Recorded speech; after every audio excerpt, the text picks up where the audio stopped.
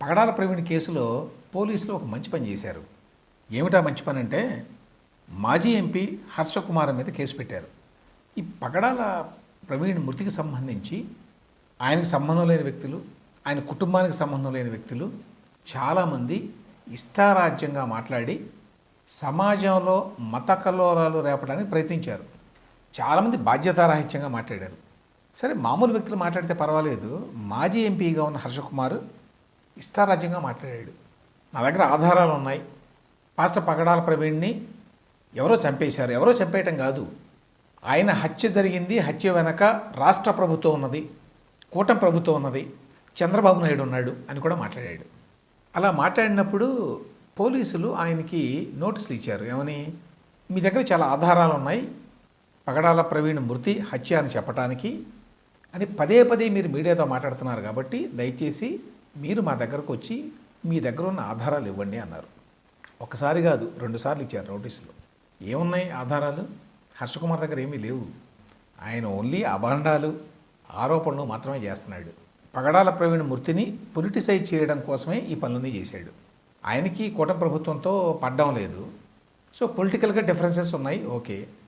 కానీ పగడాల ప్రవీణ్ మృతిని అడ్డం పెట్టుకొని కూటమి ప్రభుత్వానికి బురద బూయాలి, కూటమి ప్రభుత్వానికి వ్యతిరేకంగా ఒక వర్గంలో అలజడి సృష్టించాలి అనే ఉద్దేశంతోనే చేశాడు ఆయన. ఎందుకంటే జెన్యూన్గా ఆయన దగ్గర ఏమైనా ఆధారాలు ఉంటే ఇది హత్య అని చెప్పి పోలీసులకు ఇవ్వాలి. ఆ తర్వాత కావాలంటే బయట కూడా పెట్టాలి, పబ్లిక్లో కూడా పెట్టచ్చు వాటిని. ఇప్పుడు ఆరోపణలు చేయడం తప్ప, ఇష్టారాజ్యంగా మాట్లాడడం తప్ప మీరు ఆధారాలు చూపించమంటే చూపించలేదని చెప్పి నోటీసులు ఇచ్చారు. రాజానగరం పోలీస్ స్టేషన్లో శుక్రవారం నాడు ఈ కేసు నమోదైందట. రాజానగరం ఎస్ఐ నాగార్జున కేసు వివరాలను తెలియజేశారు. ఈయన తప్పుదోవ పట్టించే వ్యాఖ్యలు, నిరాధారమైన ఆరోపణలు చేస్తున్నారు అనేది కేసు అనుకోండి. వాటికి తగ్గ ఆధారాలు చూపించాలని అడిగితే ఇంతవరకు చూపించలేదు. దీంతో 196, 197 సెక్షన్ల కింద హర్షకుమార్ మీద కేసు నమోదు చేశామని చెప్పారు.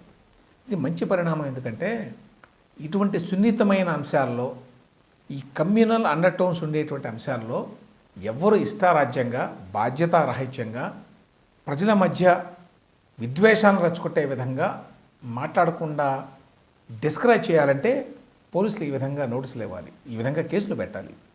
ఈయనతో పాటు మరొక అతని మీద కూడా పెట్టాలి. మరి పోలీసులు ఇంతవరకు ఎందుకు ఆయన మీద దృష్టి పెట్టలేదో తెలియదు. ఆయన పేరు బెన్నీ లింగం. ఇది గురించి గతంలో కూడా మాట్లాడాను. ఈయనైతే కెమెరాల ముందు మామూలు భాష వాడలేదు. ఎవడొస్తాడో రండి చూసుకుందాం, అంతు చూస్తాం, ఖబర్దార్ ఇట్లనే మాట్లాడాడు. ఇతను ఎవరు అంటే వైఎస్ఆర్సీపీ క్రిస్టియన్ మైనారిటీ విభాగం రాష్ట్ర ఉపాధ్యక్షుడు. ఆ తర్వాత చాలా సోషల్ మీడియాలో కూడా వచ్చినాయి, జగన్మోహన్ రెడ్డి గారితో, భారతి గారితో ఇట్లా ఉన్నాడు అని. వాళ్ళతో ఉండటం ఏముంది, ఆ పార్టీలో క్రిస్టియన్ మైనారిటీ విభాగం రాష్ట్ర ఉపాధ్యక్షుడు కాబట్టి ఆ పార్టీ వాడే ఆయన. అయితే అతను మాట్లాడిన మాటల మీద పోలీసులు ఇంతవరకు కేసు పెట్టకపోవడం ఆశ్చర్యకరం. ఎందుకంటే అతను ఉద్దేశపూర్వకంగా మత విద్వేషాలను రెచ్చగొట్టాడు.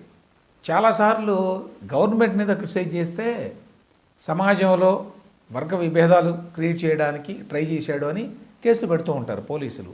ఇక్కడ నిజంగానే మత విద్వేషాలు రెచ్చగొట్టడానికి, ప్రభుత్వాన్ని అస్థిరపరచడానికి ఈయన ప్రయత్నం చేశాడు. ఈయన కృష్ణా జిల్లా గుడ్లవెల్లేరుకి చెందిన వ్యక్తి అట. కొడాలి నానికి ప్రధాన అనుచరుడు కూడానట. అదేవిధంగా జగన్మోహన్ రెడ్డి గారికి, ఆయన సత్యమణి భారతీయ రెడ్డికి అత్యంత సన్నిహితుడు. అవన్నీ ఏమైనా పర్వాలేదు, కానీ ఇక్కడ పాయింట్ ఏమిటంటే ఒక సున్నితమైన డెవలప్మెంట్ అయినప్పుడు, ప్రవీణ్ పగడాల అని ఆయన మృతి చెందినప్పుడు దాన్ని అడ్డం పెట్టుకొని మతాల మధ్య ఘర్షణల్ని క్రియేట్ చేయాలి అనేటువంటి ప్రయత్నం చేసింది ఈయన. హర్షకుమార్ ఎంత చేశాడో అంతకంటే ఎక్కువే చేశాడు ఇతను. మరి బెన్నీ లింగం మీద మరి ఏపీ పోలీసులు ఎందుకు దృష్టి పెట్టలేదో, ఏపీ ప్రభుత్వం ఎందుకు దృష్టి పెట్టలేదో తెలియదు.